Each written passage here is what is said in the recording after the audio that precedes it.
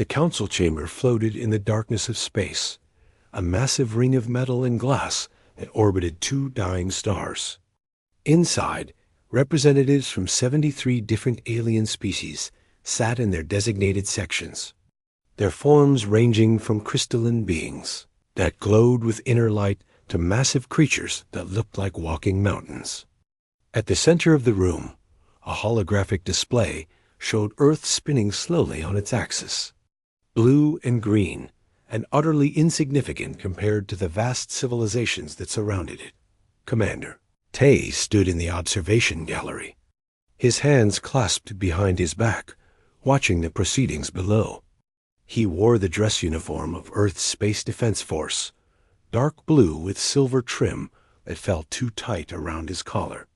Beside him, Dr. Hannah nervously adjusted her tablet, reviewing notes she had already memorized 3 times over. Ambassador Yuri paced back and forth, his footsteps silent on the crystalline floor. They had waited 20 years for this moment. 2 decades of careful diplomacy, of proving that humanity could be trusted, of showing the galaxy that Earth deserved a seat at the table. Now, as the vote approached, Tay felt a cold certainty settling in his chest.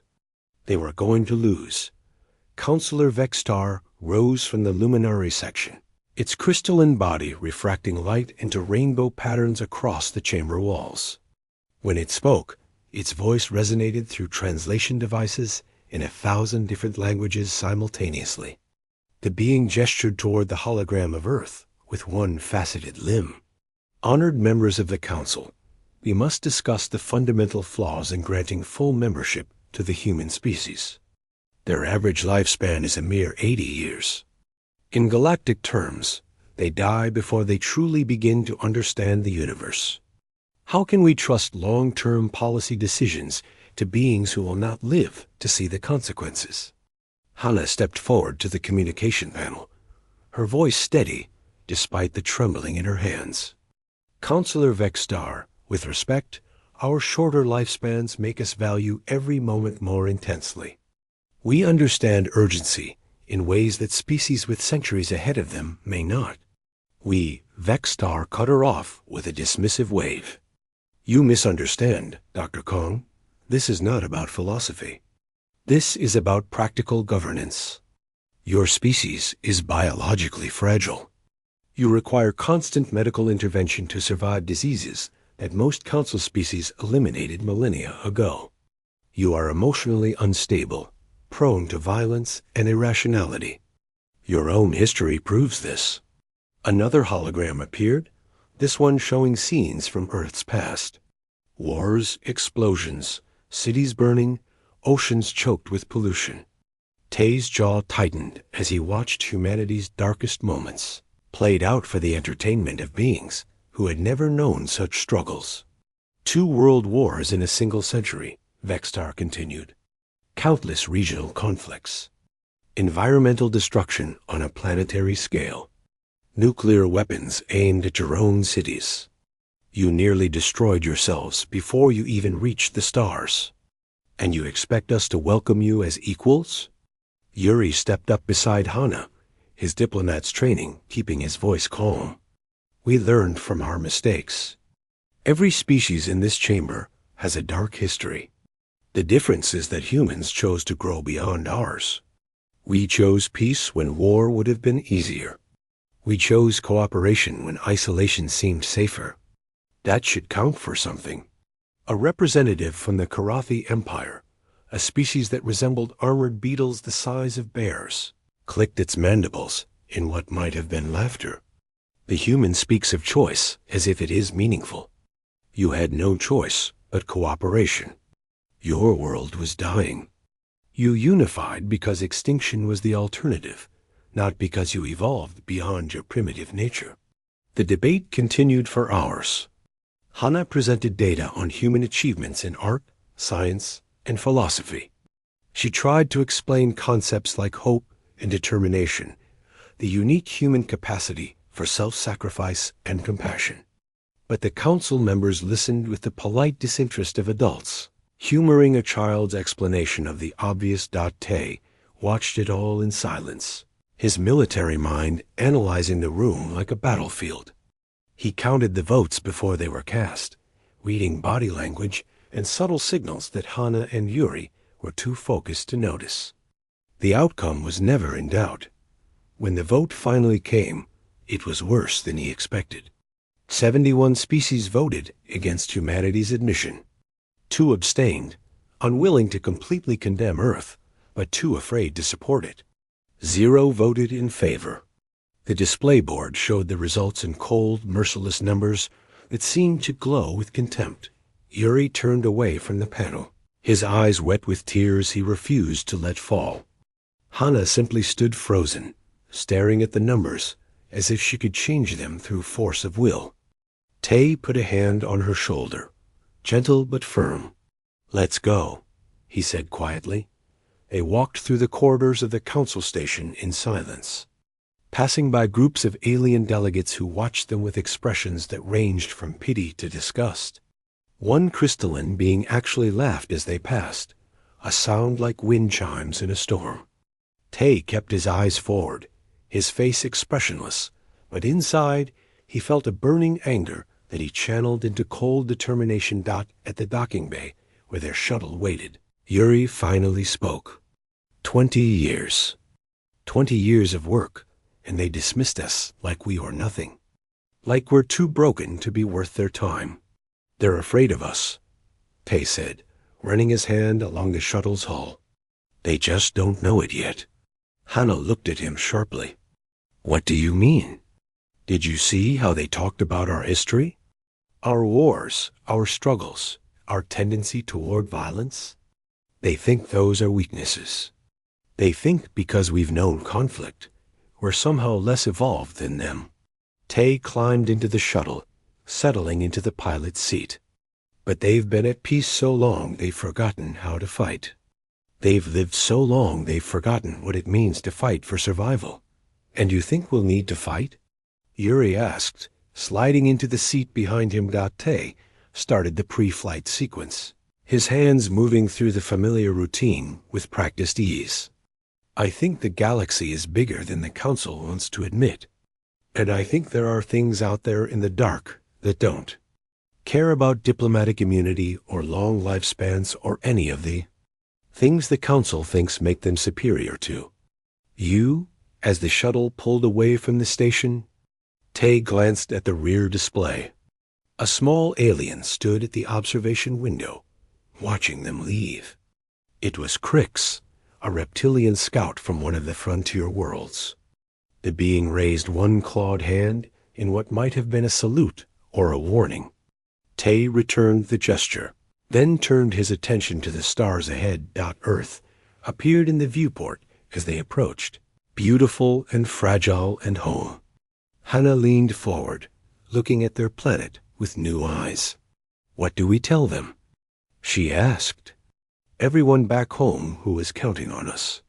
We tell them the truth, Tay said. The galaxy doesn't think we're good enough. So we'll just have to prove them wrong. The shuttle descended through the atmosphere, leaving the council station and its rejection behind. None of them knew that in 6 months, everything would change. None of them knew that the galaxy was about to learn exactly what humans were made of, or that the Council's greatest mistake wasn't rejecting humanity, but underestimating what rejected humans could do. Oh, the emergency signal reached Earth's Defense Command at 3 a.m. local time.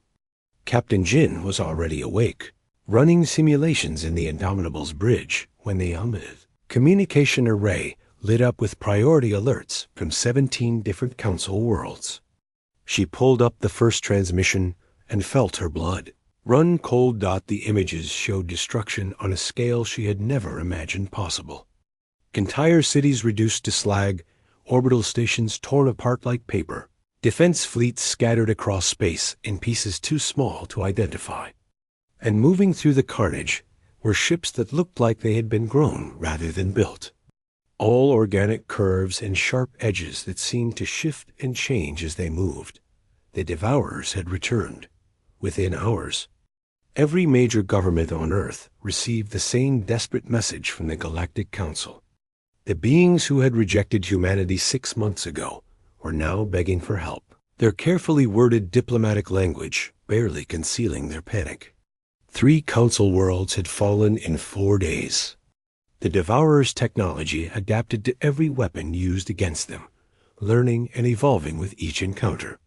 The Council's mighty fleets, built for intimidation and overwhelming force, were being systematically destroyed. Tay stood in the Earth Defense briefing room, watching the tactical displays with the focused intensity that made junior officers nervous. Around him, military leaders from every nation argued about response strategies, political implications, and whether humanity should even help the same beings who had humiliated them months ago. They called us primitive, a general from the European Alliance said, her voice sharp with anger. They said we were too violent, too unstable to join their precious council. Now they want us to fight their war for them? It's not their war anymore, Tay said quietly. The room fell silent. The Devourers don't care about council membership or diplomatic status. They consume everything in their path. If we let the council fall, Earth is next. We help because we have to, not because we forgive them. Ambassador Yuri entered the room, looking exhausted. He had been in constant communication with council representatives, negotiating the terms of Earth's assistance. The Council has agreed to our conditions: full access to their military databases, temporary command authority for human tactical officers, and formal recognition of Earth's contribution to the war effort. What about membership? Someone asked. Yuri's laugh was bitter.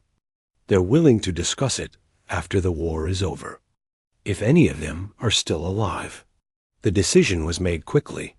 Earth would send military advisors, tactical specialists, and combat support to Council space. But more than that, they would send people who understood something the Council had forgotten over their long centuries of peace. How to fight when everything is on the line. Engineer Mina arrived at the Defense Command 2 days later, pulled from her work on experimental weapon systems. She was young, barely 30, with sharp eyes that missed nothing, and a habit of solving problems in ways that made her supervisors nervous. Tay briefed her personally, showing her everything they knew about the Devourers. They adapt to energy weapons within minutes, he explained, pulling up battle recordings. Kinetic weapons last a bit longer, but they figure those out too. Nuclear weapons just feed them more energy. The Council has been throwing everything they have at these things, and nothing works for more than a few engagements. Mina studied the footage in silence, her fingers dancing across her tablet as she made notes. They're treating it like a technical problem. Bigger guns, more ships, stronger shields. But the Devourers aren't a technical problem. What are they then? They're a learning problem.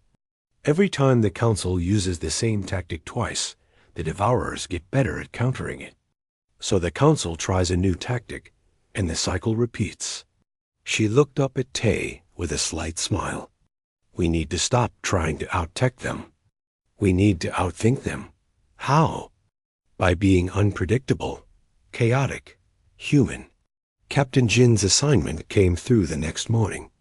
She was to take the Indomitable, a mid-sized frigate that was fast but lightly armed, and join a defensive line, protecting the asteroid belt from Devourer scouts. The Council had written off the belt as unimportant, but Jin had studied the tactical maps. If the Devourers took the belt, they would have a straight line to Mars and then to Earth. Her crew assembled quickly, a mix of veterans who had served together for years and young officers eager to prove themselves. They understood the stakes. This wasn't about glory or advancement. This was about survival. The first encounter came 3 days into their patrol.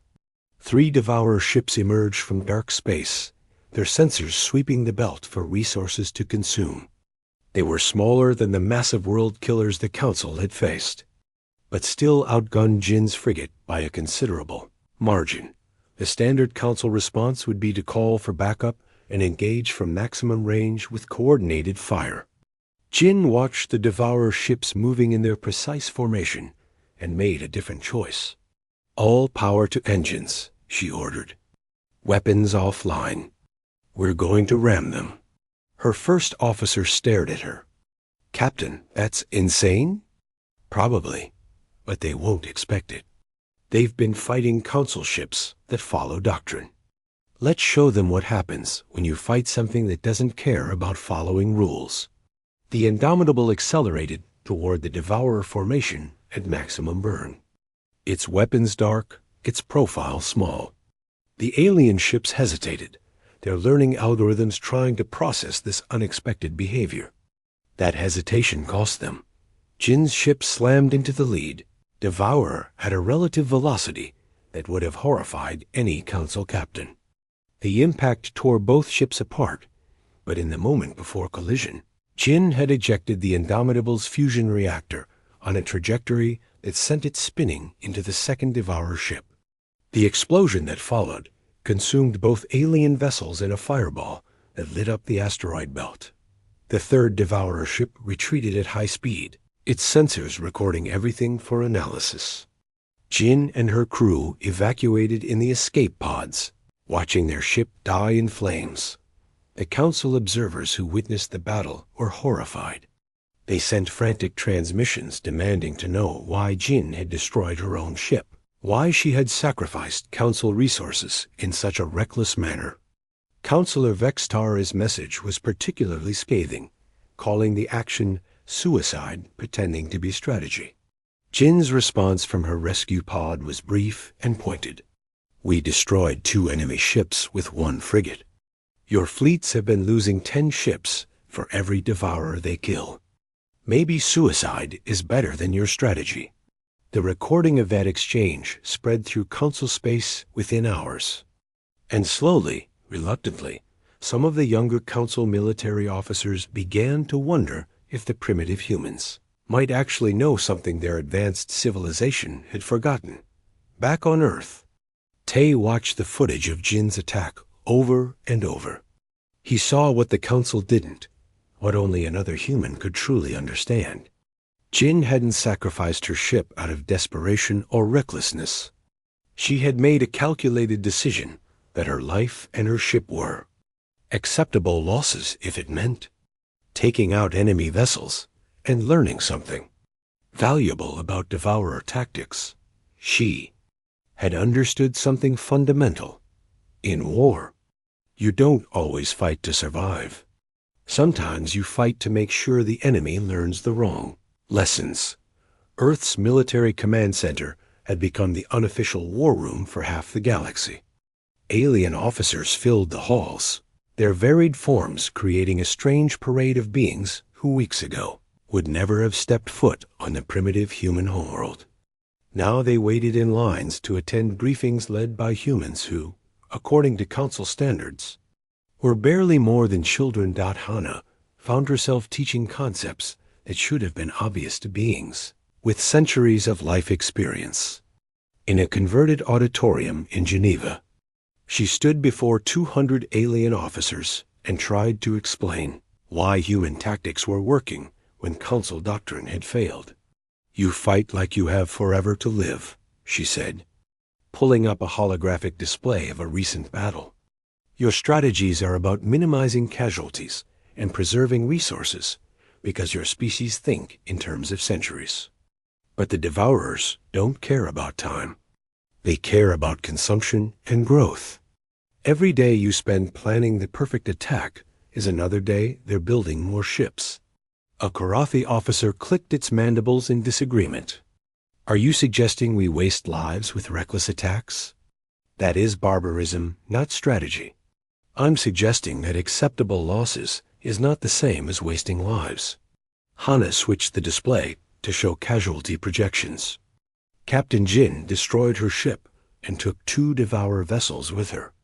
By council standards, that's a failure because she lost her ship. By human standards, it's a victory because she traded 1 for 2. The math is simple.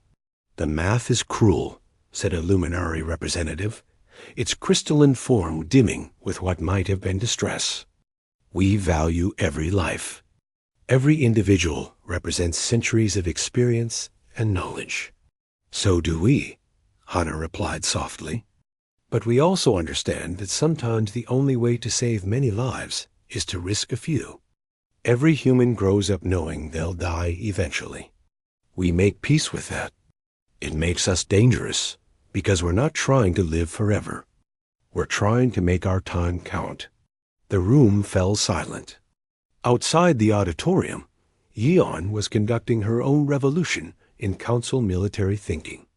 The young tactical analyst had converted an entire wing of the complex into what she called a chaos laboratory, where she taught alien officers to stop planning every detail and start embracing improvisation.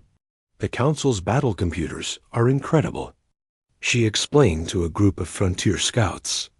They can calculate trajectories, predict enemy movements, optimize formations. But the Devourers have better computers. So we stop trying to outcalculate them. We introduce randomness. She pulled up a simulation of a fleet engagement. Watch what happens when we add unpredictable elements. Ships breaking formation for no tactical reason. Weapons firing at random intervals. Course changes that make no strategic sense. The Devourers' learning algorithms try to find patterns, but there are no patterns to find. It drives them crazy. One scout, a being that resembled a floating jellyfish, pulsed with confused colors. But if there is no pattern, how do your own forces coordinate? Yeon grinned. That's the human part. We're really good at coordinating chaos. It's kind of our specialty. In another section of the complex, Rena was teaching council evacuation coordinators how to move civilian populations under active combat conditions. Her methods horrified the beings who had spent centuries perfecting orderly, efficient relocations during peacetime emergencies. You're telling us to prioritize speed over safety? Asked a coordinator from one of the core worlds. To abandon standard protocols? I'm telling you that standard protocols were designed for controlled situations, Rena replied, showing footage from Earth's disaster response history. Earthquakes, floods, fires. When you have to evacuate a city while Devourer ships are burning through your orbital defenses, you don't have time for orderly lines and proper documentation. You grab who you can and you run. She pulled up statistics from recent evacuations. Council methods saved 60% of the population on the last 3 worlds that fell. Using human rapid extraction techniques, we've been getting 90% out alive. Yes, it's messy. Yes, people get separated from their belongings and their families. But they're alive to reunite later. The real breakthrough came when Tay proposed Operation Last Stand. He gathered the senior council military leadership in the main briefing room. A space designed to hold 50 beings, but now packed with over 100 desperate officers looking for any strategy that might work.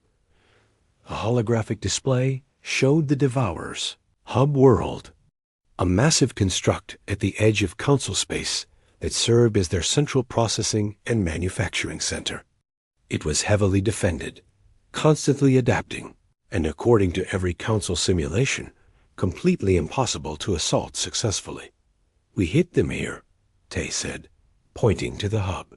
Not with a siege, not with a careful multi-phase campaign. We throw everything we have at it in one massive coordinated strike. Fast, brutal, and unpredictable. Vextar's crystalline form flickered with agitation. Commander Tay, our projections show 40% casualties in such an attack. 40%. That is unacceptable by any measure of civilized warfare. Tay looked around the room, meeting the eyes of beings who had lived longer than human civilization. How many of you are over 300 years old? Dozens of hands, claws, and tentacles rose. 400? Still many. 500? He let the silence stretch. I'm 42 years old. If I'm lucky, I have maybe 50 more years. That's all the time I'll ever get. Now, I'm asking you to risk some of your long lives to save your entire civilization. Every human in this operation is risking everything they'll ever have. All we're asking is that you do the same." A young Korathi officer stood, its carapace still bright with the colors of youth. "I'll go. My life is worth no more than a human's, simply because I might live longer." Another rose. Then another. Within minutes, half the room was standing. The old guard, the counselors who had rejected humanity, sat in silence as their own junior officers volunteered for what might be a suicide mission based on the word of beings they had been taught to see as inferior. The vote to approve. Operation Last Stand passed, but barely. The older council members abstained or voted against it, but they were outnumbered by younger officers who had trained with humans and learned to see them not as primitive barbarians, but as warriors who understood sacrifice. Over the next 3 weeks, Earth's command complex became a beehive of activity. Human and alien officers worked side by side, planning an assault that broke every rule of council warfare. They mixed experienced veterans with untested recruits. They assigned ship commanders based on creativity rather than seniority. They built entire battle plans around the concept of controlled chaos. Mina worked 18-hour days designing weapons that would confuse rather than simply destroy. She created missiles that changed course randomly, energy weapons that pulsed at irregular intervals, and electronic warfare systems designed to feed the Devourer's learning algorithms completely false information. The key is to make them think they're learning. She explained to Tay during one late-night planning session. "We give them patterns to analyze, but the patterns are traps. By the time they figure it out, we've already moved to something completely different." Jin, recovered from her escape pod rescue, was given command of a new ship and a strike force of 30 vessels crewed by mixed human and alien teams. She spent hours working with her officers, teaching them to trust their instincts over their instruments, to embrace improvisation over doctrine. The night before the operation launched, Hana found Tay standing on the observation deck, looking up at the stars. She handed him a cup of coffee, and they stood in comfortable silence for a while. "Do you think it'll work?" she asked finally. "I think we'll hurt them badly enough to make a difference," Tay replied. "Whether it's enough to win? That depends on whether our people remember that they're not trying to live forever. They're trying to give everyone else a chance to live at all." That's a heavy thing to ask of anyone. It is, but it's the only thing worth fighting for. The fleet assembled in orbit above Earth, a strange collection of ships representing dozens of species united by desperation and human leadership. As the countdown began, Tay sent one final message to all ships. "This is Commander Tay to all forces. The Galactic Council told us we were too short-lived to matter, too emotional to be trusted, too violent to join civilized society. Today we show them what those supposed weaknesses really are. We fight not because we can't die, but because we know we will. We fight not to preserve our own lives, but to protect everyone else's. And when the Council asks how primitive humans accomplished what their advanced civilizations could not, tell them the truth. We're not fighting like we have forever. We're fighting like we have today. And today is all we've ever needed." The fleet jumped to hyperspace, carrying with it the hopes of a galaxy that had finally learned to stop underestimating humanity. The Devourer hub world hung in space like a mechanical planet, its surface covered in processing centers and construction bays that churned out new ships every hour. Defensive satellites orbited in perfect patterns, their weapons tracking every object that came within range. It was, by any reasonable measure, an impossible target. Jin watched it grow larger in her view screen and smiled. "All ships, this is Strike Leader Jin," she transmitted to her formation. "Remember, The Devourers expect us to come in carefully, to probe their defenses, and retreat if the resistance is too strong. So we're going to do the opposite. Full burn, all weapons hot, and no retreat. If your ship gets hit, you ram the nearest target. If your weapons fail, you become the weapon. Understood? The acknowledgments came back in a dozen different languages, but the meaning was the same.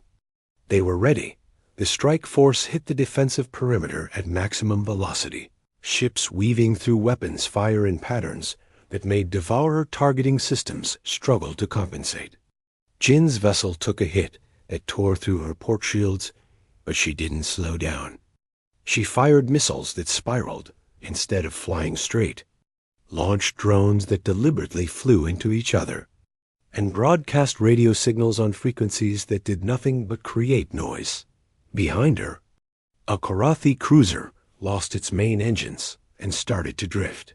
Instead of abandoning ship, the captain redirected all power to weapons and kept firing until a Devourer destroyer came close enough.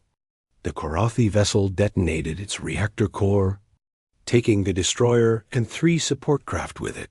On the ground, Mina led a team of combat engineers through the hub's outer structure.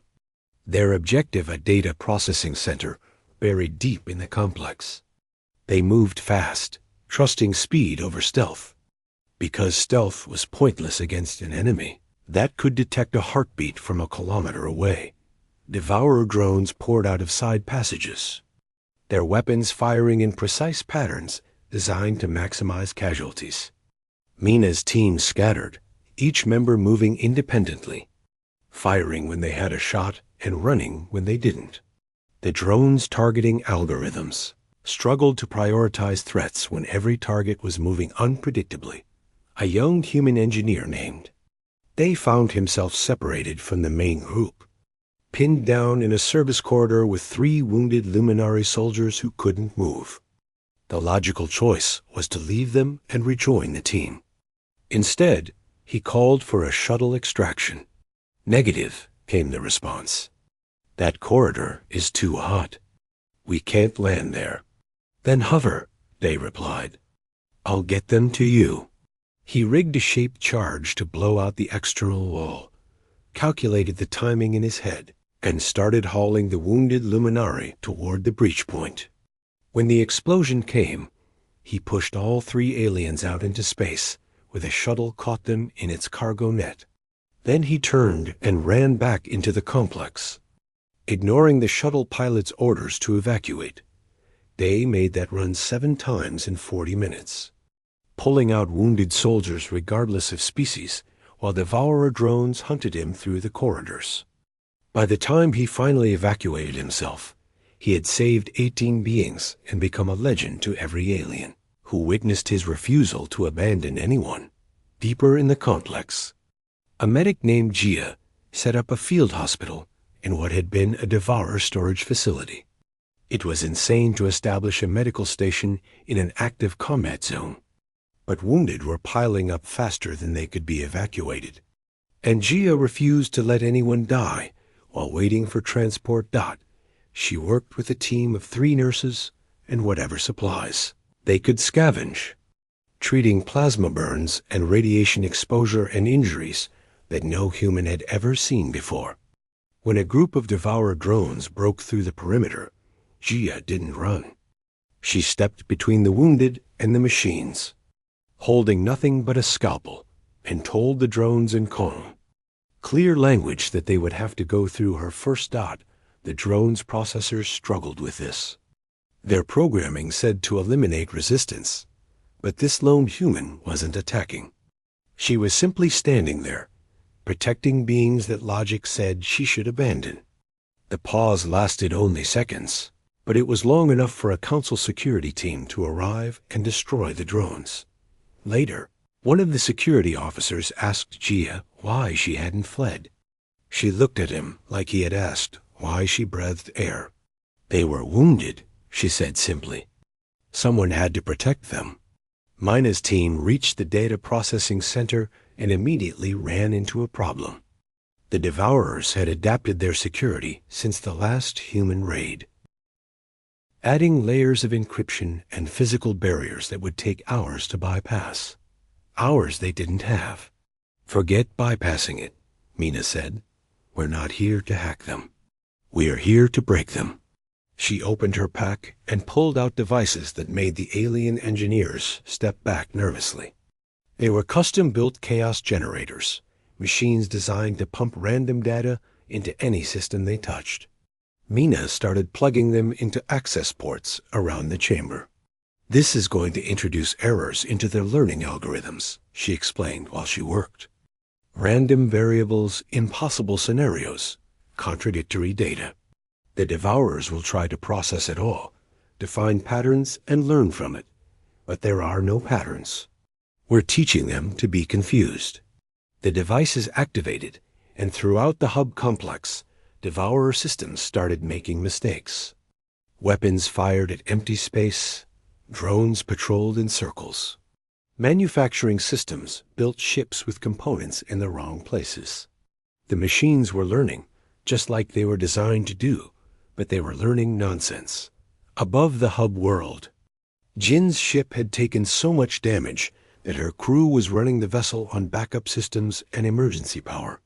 Her shields were gone, her main weapons offline, and hull breaches were venting atmosphere from 3 different sections. But she was still in the fight. "Captain, we need to evacuate," her first officer said, pulling up damage reports that showed the ship could break apart at any moment. Jin looked at the tactical display. The Devourer command ship was a massive construct at the center of their defensive formation, coordinating the entire battle. If it fell, the hub's defenses would lose cohesion. But it was too well defended for any conventional attack to reach it. "Evacuate the crew," Jin ordered. "Everyone to the escape pods. Now, Captain, that's an order. Get them out." The first officer understood what Jin was planning. For a moment, he looked like he would argue. Then he saluted and started barking evacuation orders. Jin waited until the last escape pod had launched. Then she sat alone in the dying ship's command chair and plotted a course straight into the Devourer command vessel. She redirected every bit of remaining power to the engines and the antimatter containment system. Her final transmission went out on all frequencies, human and alien, Council and Devourer. "This is Captain Jin of Earth to all forces. Tell them we were here. Tell them Earth doesn't surrender. Tell them humans fight not because we can't die, but because some things are worth dying for." The ship accelerated, its damaged hull screaming in protest. Devourer point defenses fired, but Jin's unpredictable course changes made her a difficult target. She took hits that would have destroyed a lesser vessel, but the Indomitable II had been built by humans who understood that sometimes ships needed to hold together just a little bit longer than physics said was possible. Jin crashed into the Devourer command ship at a relative velocity that turned both vessels into a fireball visible from orbit. The antimatter containment failed exactly as planned, and the explosion tore through the hub's central coordination network like a wave of fire. Across the battlefield, Council officers watched in horror and awe as a human captain sacrificed herself to cripple the enemy's command structure. The Devourer's defensive formations started to collapse as local units lost coordination. Ships that had been operating in perfect sync suddenly moved independently, making mistakes, showing confusion. Vexstar watched the explosion from its command ship and felt something it had never experienced in 400 years of life. Shame. Deep, burning shame for every word it had spoken against humanity, for every dismissive gesture, for its certainty that beings with such short lives could never understand what truly mattered. The battle raged for 6 more hours, but the tide had turned. With their command network damaged and their learning algorithms corrupted by Mina's chaos generators, the Devourers fought like machines instead of an evolving intelligence. And when? It came to sheer determination and willingness to trade losses for gains. No machine could match beings who had learned from humans what it meant to fight for something bigger than themselves. When the hub world finally fell, the cost was exactly what Tay had predicted. 40% casualties among the assault force, hundreds of ships destroyed, thousands of lives lost. And among those losses, humans represented more than their share. Not because they were reckless, but because when the critical moment came, when someone needed to stand and fight so others could escape, humans kept volunteering. The Galactic Council chambers had been repaired since the war, but scars remained. Blast marks on the walls that the Council chose not to polish away. Sections of replacement metal that didn't quite match the original structure.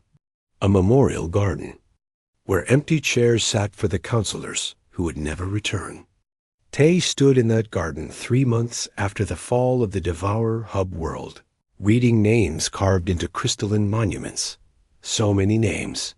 Species he had never heard of before the war.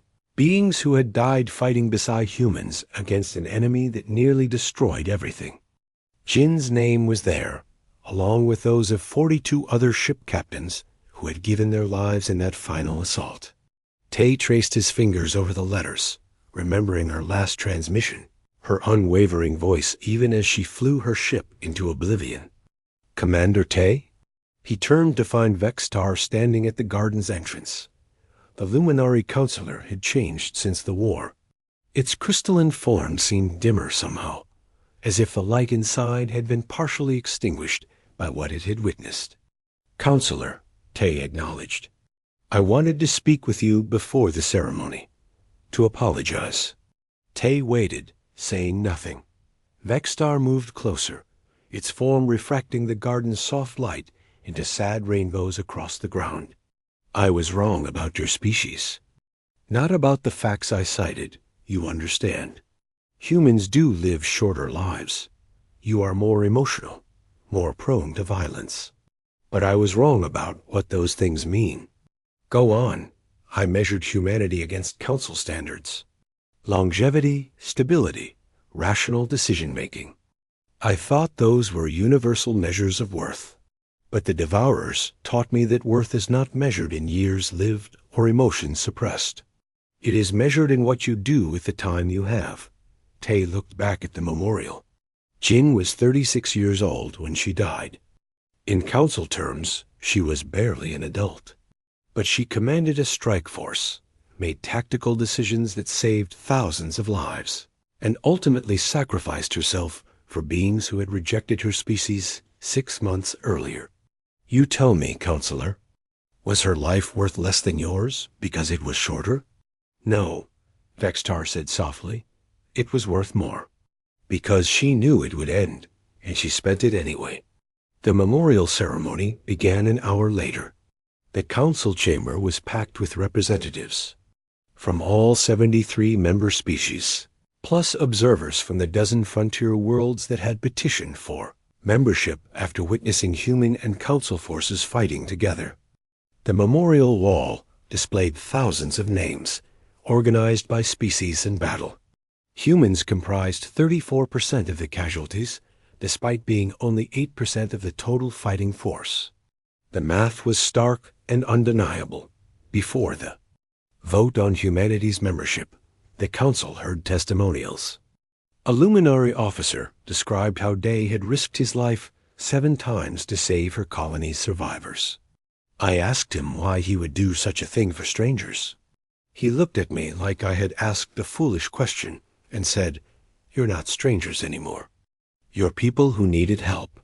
A frontier delegate talked about Rena's revolutionary evacuation procedures that had saved 90% of his world's population. The council's methods were more orderly, more civilized. They also would have gotten 40% of my people killed. I will take messy and alive over orderly and dead. Young officers from a dozen species praised the humans who had trained them.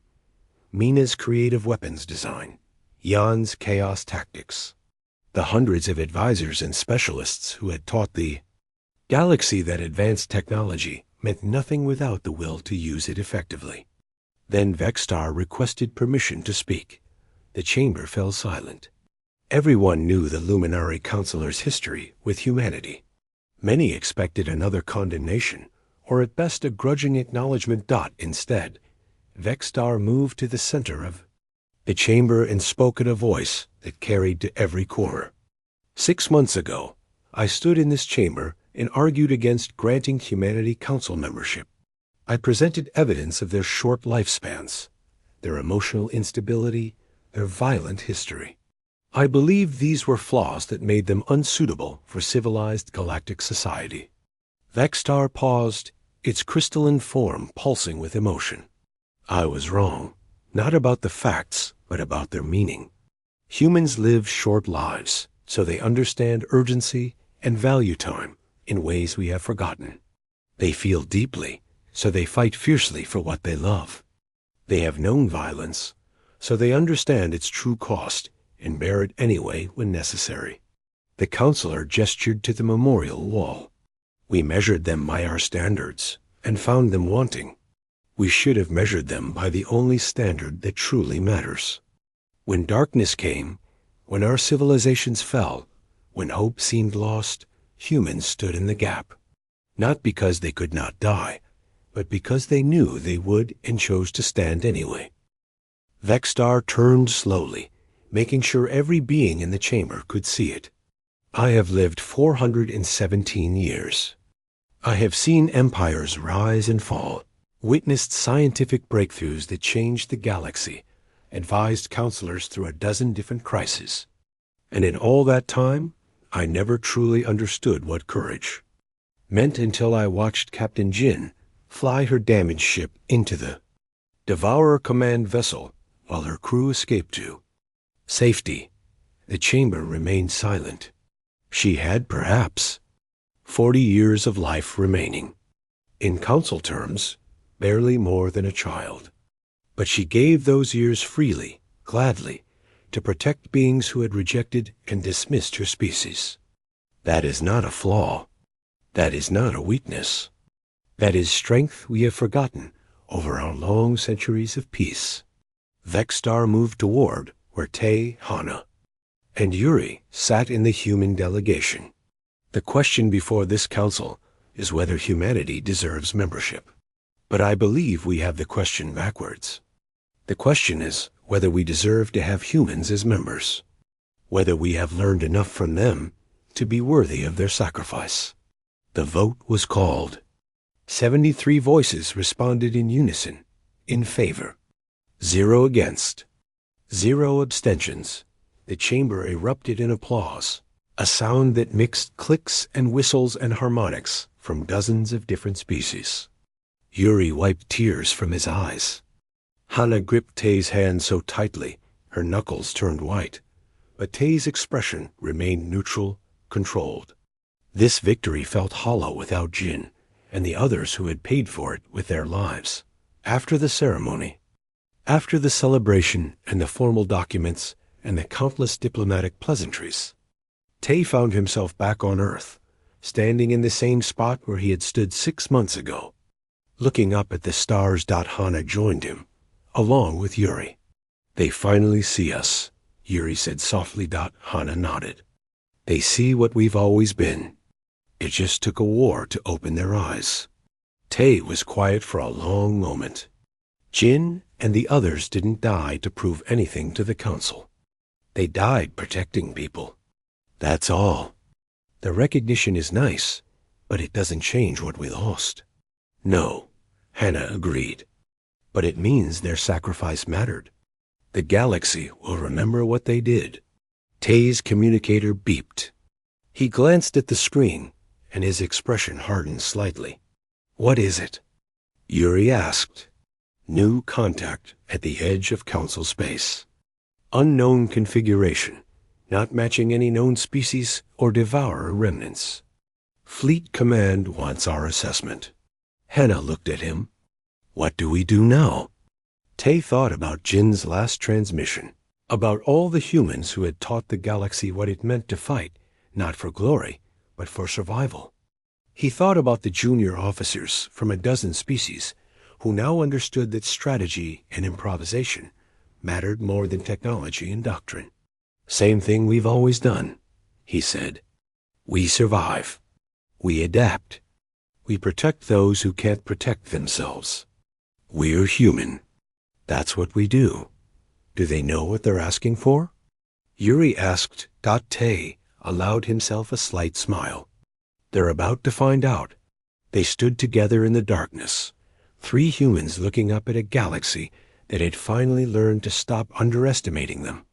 Somewhere in the void, new threats were emerging. But for the first time in galactic history, the Council didn't face them alone. They had allies who understood that worth wasn't measured in years lived, but in what you did with the time you had. The stars turned slowly above Earth, ancient and unchanging. But the galaxy beneath them had transformed. Humanity had arrived, not with overwhelming technology or superior evolution, but with something far more dangerous: the understanding that some things are worth fighting for, even when you know you might not survive to see the victory. And in council chambers across known space, beings who had lived for centuries began to learn lessons that humans had known all along. That courage isn't the absence of fear. That sacrifice isn't weakness. And that sometimes the shortest lives burn the brightest, leaving marks on history that last far longer than any individual existence ever could.